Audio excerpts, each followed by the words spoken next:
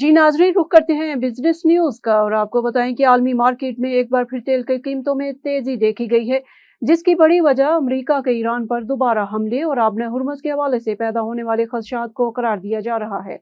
Media reports के मुताबिक आलमी सतह पर खाम तेल की कीमतों में 3% से ज्यादा इजाफा रिकॉर्ड किया गया, जबकि ब्रेंट खाम तेल की कीमत $2.67 इजाफे के बाद $78.68 फी बैरल तक पहुंच गई। सेक्रेटरी सिंध सैयद आसिफ हैदर शाह की हिदायत पर कराची में आटे की कीमत पर कमिश्नर कराची सैयद हसन नकवी और फ्लोर मिल्स मालकान के दरमियान एतवार को कमिश्नर कराची के दफ्तर में कामयाब मुज़ाकरात हुए।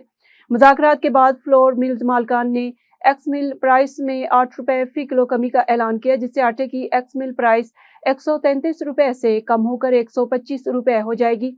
इस फैसले के बाद आटे की होल सेल और रिटेल प्राइस भी कम हो जाएगी। सोने की आलमी और मकामी मार्केटों में एक दिन कमी के बाद आज फिर कीमतों में इजाफा हो गया।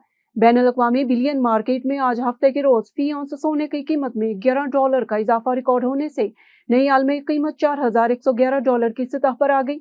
आलमी मार्केट के जेर असर मकामी सराफा बाजारों में भी आज कारोबारी हफ्ते के आखिरी दिन 24 कैरात के हामिल फी तोला सोने की कीमत में ₹1100 ₹1100 के इजाफे से नई कीमत ₹4,33,536 की सतह पर आ गई।